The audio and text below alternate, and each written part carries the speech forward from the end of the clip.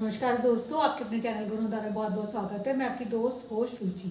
Friends, आप सभी को होली की बहुत बहुत शुभकामनाएं। हम सबके बच्चों को भगवान सद्बुद्धि दे, सफल हो, बहुत खुश रहे अपने जीवन में, यही मेरी कामना है। तो फ्रेंड्स, मैं आज एक आपको चीज़ बताना चाहती हूँ। हमारे यहाँ 2 होली लगती है।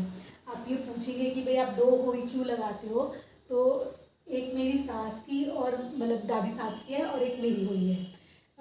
जो मेरी दादी सास और सास जब होली पे बाला निकालती थी, जब मेरे बेटा हुआ तो ये हुआ कि एक होली पे 3 लोग शायद नहीं पूछते हैं, तो उन्होंने मेरी होली अलग ला दी थी।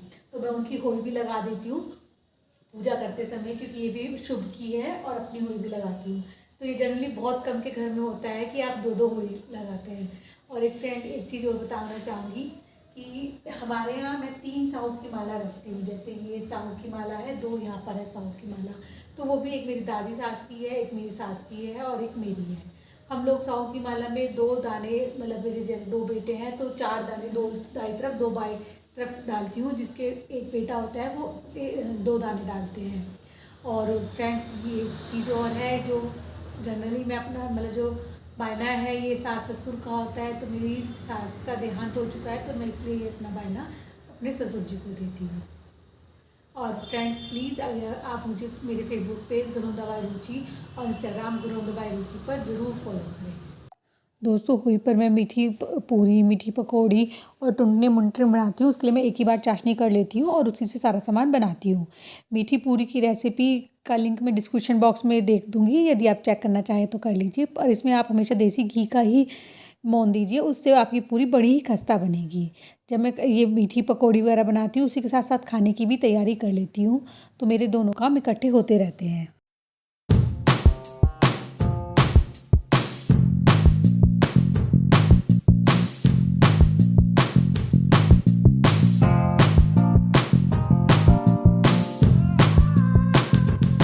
दोस्तों, मैं अपनी होली माता को निकाल कर उन्हें साफ़ करती हूँ और फिर उन्हें अपनी पूजा घर में विराजमान करती हूँ।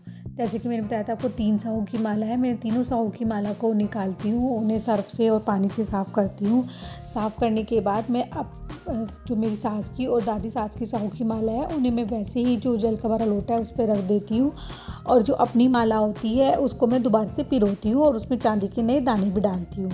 जो हम माला पिरोते हैं वो हमेशा कलावे में ही पिरोते हैं। और फ्रेंड, जब हम होली माता की पूजा करते हैं उसमें सबसे पहले उनको तिलक लगाते हैं। तिलक लगाने के बाद जो कलावा होता है वो एक छोर से दूसरे छोर पर लगाते हैं। तो फ्रेंड्स, पहले मेरा वो निकल जाता था, मैं उसे टेप से ही चिपका देती हूँ। होली के आगे हम गेहूँ रखते हैं। गेहूँ के साथ मूली, सिंघाड़े और गन्ना रखा जाता है। उसके बराबर में एक जल का लोटा होता है। जल के लोटे पर आप स्वास्तिक बना लीजिए और उसमें थोड़े से अक्षत डाल दीजिए और उसको तिलक लगा दीजिए। उसके ऊपर जो भी आपने सामान बनाया है, मीठी पूरी, पकौड़ी और भी जो कुछ बनाया है वो रख दीजिए, या कुछ भी मिठाई मंगवाई है तो वो भी आप रख सकते हैं। उसके ऊपर यदि आपके यहाँ साहू की माला यूज़ होती है तो हम साहू की माला उसी के ऊपर रखते हैं। तो इस तरह से होली की पूजा की जाती है।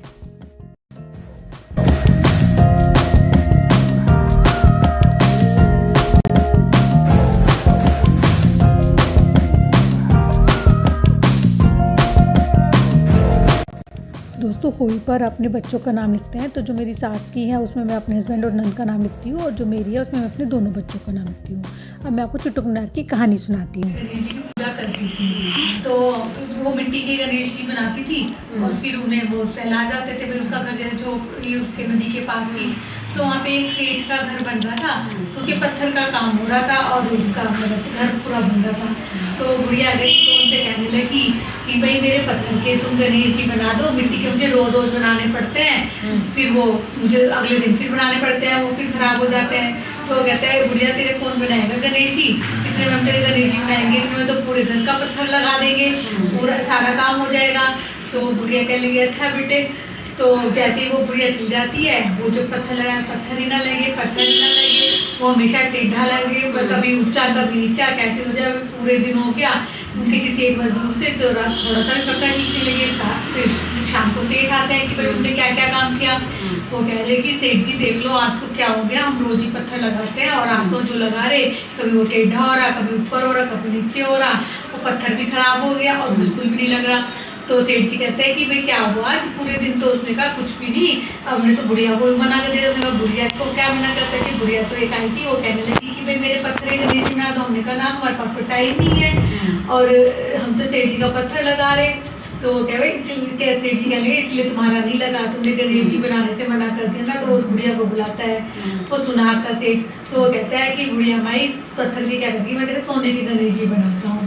तो उसने अपने उसको आदेश दिया, उसके रात रात में सोने की गणेश जी बन के सुबह बुढ़िया ने पूजा की तो उसका तो एकदम से पत्थर लग गया, घर चमकने लग गया। जैसे गणेश जी ने उसका भला करा ऐसे सब करता। फ्रेंड्स, जो होई का बायना होता है वो होई के सामने निकाल के रखते हैं। इस पर आप मीठे फल, पकौड़ी, पूरी जो भी आपने बनाया है, चावल और शगुन का लिफाफा और जो भी आप रखना चाहे, शर्ट, कपड़ा कुछ भी रख सकते हैं, फ़ोन कुछ भी रख सकते हैं। तो मैं और सिर्फ जल का वो गिलास होता है उस पर भी स्वास्तिक बनाएंगे और प्लेट पर भी स्वास्तिक बनाएंगे। इसे आप 3 बार ऐसे करके निकालते हैं बायने को और फिर उसे माथे से 7 बार छुआते हैं। तो फ्रेंड्स, ये बायना मैं अपने ससुर जी को देती हूँ, मैंने आपको पहले भी बताया था। और इसके बाद हम तारा देखने के बाद उसको अक्षत देते हैं होई माता को। तो 7 बार गेहूं के ही अक्षत दिए जाते हैं। यदि आप चावल रखते हैं तो चावल के दीपक जलाकर। लास्ट में हमारे यहाँ कच्चे दूध से मीठी पूरी से अपना बायना खोलते हैं। आपको ये व्लॉग कैसा लगा ज़रूर बताइएगा। Thank you.